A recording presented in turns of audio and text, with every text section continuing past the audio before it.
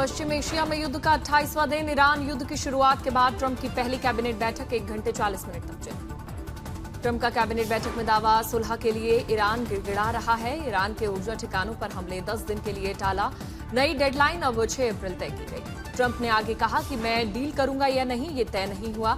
साथ ही ये भी कहा कि ईरान के तेल पर कब्जा करना भी हमारे लिए एक विकल्प। ट्रंप का बयान, ईरान से बातचीत जारी है लेकिन हॉर्मुज स्ट्रेट पर टैक्स नहीं वसूल सकता ईरान।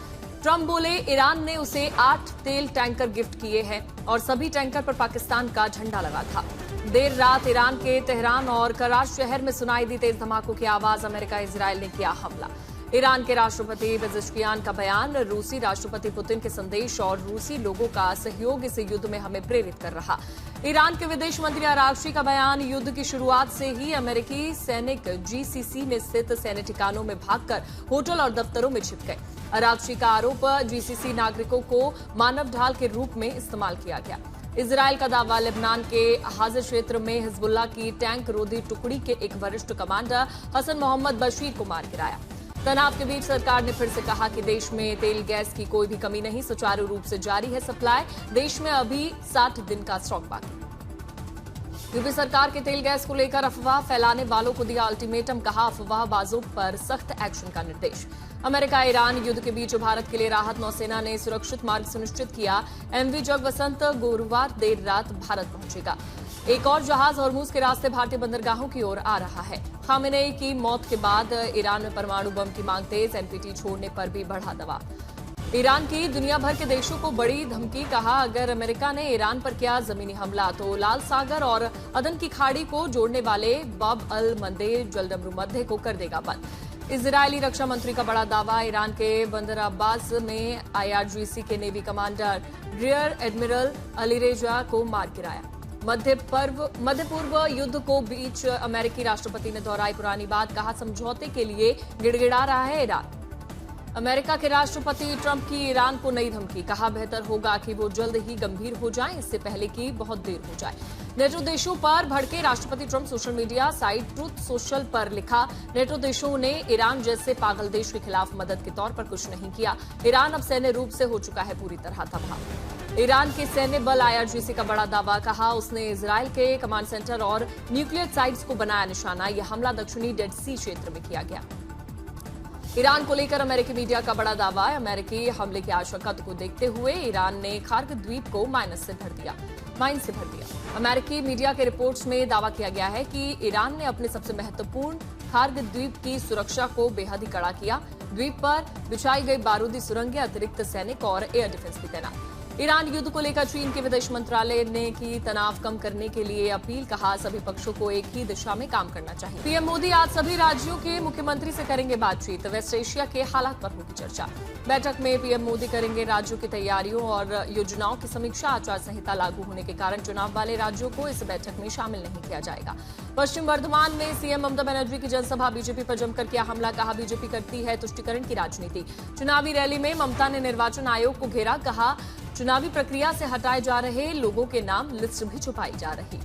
बंगाल बीजेपी अध्यक्ष समित भट्टाचार्य ने सीएम ममता के बयान पर किया पलटवार, कहा ममता राज्य को लोगों को बरगला रही है, बीजेपी की हवा चल रही है, होगी जी। पानीहाटी से बीजेपी की उम्मीदवार आरजी कार रेप और मर्डर की पीड़िता की मां पर टीएमसी सांसद सयोनी घोष का हमला, कहा बीजेपी ने मुद्दे को बनाया था राजनीतिक हथियार। पानीहाटी से बीजेपी उम्मीदवार रत्ना को टिकट देने पर बोले केंद्रीय मंत्री सुकांत मजूमदार, कहा उन्होंने पार्टी पत्र सौंप कर की थी टिकट की मांग, टीएमसी को क्यों हो रही है परेशानी। पश्चिम बंगाल में रामनवमी के अवसर पर राज्य भर में बीजेपी की शोभा यात्रा, कार्यकर्ताओं ने किया शक्ति प्रदर्शन। ममता के गढ़ भवानीपुर में बीजेपी नेता शुभेंदु अधिकारी रामनवमी रैली में हुए शामिल, टीएमसी पर हमला किया, कहा बंगाल में नहीं चलेगा पुलिस राज। ममता बनर्जी पर आपत्तिजनक टिप्पणी मामले में टीएमसी ने बीजेपी नेता मदन मोहन झेना के खिलाफ दर्ज कराई शिकायत। कथित अश्लील वीडियो विवाद में टीएमसी ने पुलिस और चुनाव आयोग से की कार्रवाई की मांग। पूर्व मुख्यमंत्री अरविंद केजरीवाल के सरकारी आवास की तस्वीर आई सामने। दिल्ली सरकार के पीडब्ल्यूडी मंत्री प्रवेश वर्मा ने जारी की तस्वीरें। एलपीजी की कमी पर सीएम योगी ने दिया अफवाहों के बचने की सलाह, कहा रसोई गैस सिलेंडर लेने के लिए एजेंसी के बाहर लाइन लगाने की जरूरत नहीं है, सिलेंडर आपके घर पहुंच जाएगा। यूपी कांग्रेस अध्यक्ष अजय राय ने पीएम मोदी पर साधा निशाना, कहा गैस किल्लत को लेकर पीएम मोदी देश को कर रहे हैं गुमराह। समाजवादी पार्टी अध्यक्ष अखिलेश यादव ने एलपीजी सिलेंडर के संकट पर केंद्र सरकार को घेरा। कहा, याद आए कोरोना के दिन, एलपीजी मतलब लापता गैस। अखिलेश यादव का मिशन 2027 के तहत निषाद वोटर्स पर बड़ा दाव। पूर्व सांसद फूलन देवी की बड़ी बहन को समाजवादी महिला सभा का यूपी अध्यक्ष बनाया। कैबिनेट मंत्री संजू निषाद ने रुक्मणी देवी को एसपी महिला सभा प्रदेश अध्यक्ष बनाए जाने पर दी बधाई। विपक्ष पर साधा निशाना। बोले, एसपी ने छोटे दलों को दलाल समझा, इसलिए सत्ता से बाहर है।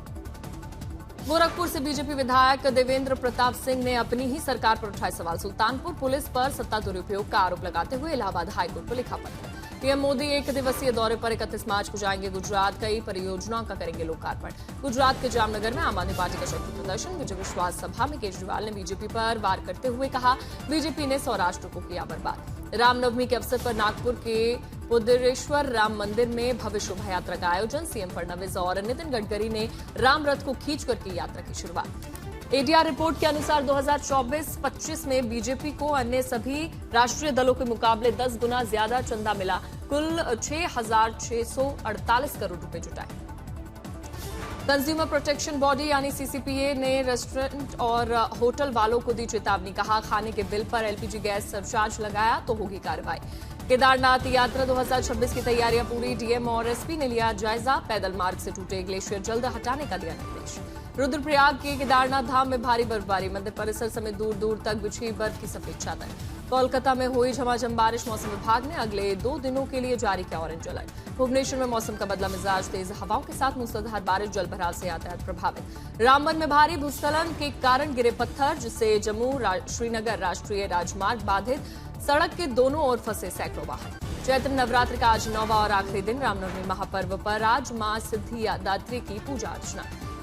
अयोध्या में आज मनाई जाएगी रामनवमी। दोपहर 12 बजे होगा रामलला का सूर्य तिलक। करीब 4 मिनट तक सूर्य की किरणें रामलला के ललाट पर पड़ेंगी। नागपुर में रामनवमी के अवसर पर दिखी भव्यता। महाआरती में एक साथ बड़ी संख्या में लोगों ने लिया हिस्सा।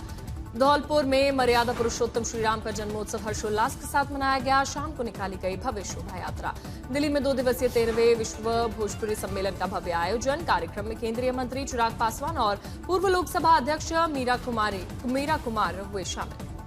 मध्य प्रदेश के ग्वालियर में भीषण सड़क हादसे में 5 लोगों की मौत और 5 घायल।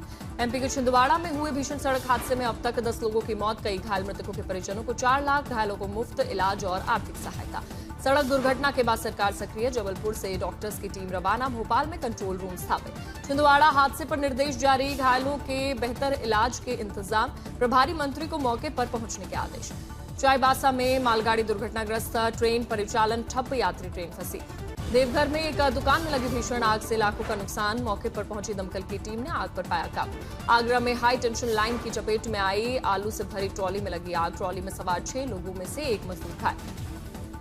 यूपी के बांदा में नेशनल हाईवे पर 2 ट्रकों के आमने सामने टक्कर के बाद लगी आग। 3 लोग जिंदा जले। इंदौर की एक बेकरी में लगी भयानक आग। दूर तक दिखाई दी आग की लपटें, काला धुआं। नवी मुंबई के मंडप और सजावट के गोदाम में लगी भीषण आग। हादसे में पूरा सामान जलकर खाक हुआ। मंडी में पंडो डैम के पास बस और कार में भीषण टक्कर। मौके पर 2 की मौत, 2 की हालत गंभीर। देवरिया में पेट्रोल पंप पर गैलन में जबरन तेल भरवाने को लेकर हंगामा। पेट्रोल पंप मालिक और युवक के बीच मारपीट। आंध्र प्रदेश के मारकपुरम में लॉरी से टक्कर के बाद बस में लगी भीषण आग। हादसे में 13 यात्री जिंदा जलकर मरे, 29 लोग घायल। रांची में 2 गुटों के बीच क्रिकेट खेलने को लेकर विवाद। मारपीट के बीच हुई हवाई फायरिंग। इलाके में दहशत। इंदौर में पेंट हाउस को लेकर विवाद में बाप बेटे ने महिला पर चढ़ाई कार। मौके पर ही हुई मौत, आरोपी गिरफ्तार। बिहार के रोहतास में वाहन चेकिंग के दौरान ड्रग तस्करी का खुलासा। प्लास्टिक की बोरियों में बंधा 29 किलो गांजा बरामद। बस्ती में पेट्रोल पंप पर 1000 लीटर की टंकी लेकर पहुंचा युवक। नियमों के कारण नहीं मिला तेल। गाजियाबाद में देर रात ज्वेलर्स की शॉप में सेंध शटर तोड़कर अंदर घुसे चोर। रोहतास के कैमूर पहाड़ी में लगी भीषण आग। वन विभाग और फायर ब्रिगेड की टीम ने पाया आग पर काबू। झारखंड के साहिबगंज जिला अदालत को मिली बम से उड़ाने की धमकी। परिसर में सुरक्षा सख्त। बीसीसीआई ने जारी किया टीम इंडिया के घरेलू सीजन 2026-27 का शेड्यूल। होम सीजन में भारतीय टीम 17 शहरों में खेलेगी 22 मुकाबले। आने वाले घरेलू सीजन में team India West Indies, Sri Lanka, Zimbabwe और ऑस्ट्रेलिया से खेलेगी मुकाबला। पिछले साल की भगदड़ के चलते बीसीसीआई का फैसला इस बार नहीं होगी। आईपीएल की ओपनिंग सेरेमनी, फाइनल में होगी ग्रैंड क्लोजिंग सेरेमनी। आईपीएल के सेकंड फेज का शेड्यूल रिलीज 13 अप्रैल से 24 मई तक। 50 मैच, 8 डबल हेडर, टोटल 74 मुकाबले ही होंगे। कल से होगी आईपीएल 2026 की शुरुआत। आरसीबी और सनराइजर्स हैदराबाद के बीच बेंगलुरु में खेला जाएगा पहला मुकाबला। दिल्ली में इंटरनेशनल फिल्म फेस्टिवल कार्यक्रम में आमिर खान पहुंचे। फिल्म सितारे जमीन पर की special screening. Film Valmiki Ramayan की फर्स्ट लुक जारी। 2 अक्टूबर को सिनेमाघरों में देगी दस्तक। सिनेमाघरों में रिलीज के बाद आज ओटीटी पर रिलीज होगी फिल्म मर्दानी 3। रानी मुखर्जी दमदार रोल में आएंगी नजर। फिल्म बॉर्डर 2 की ओटीटी पर धूम नंबर 1 पर कर रही है ट्रेंड।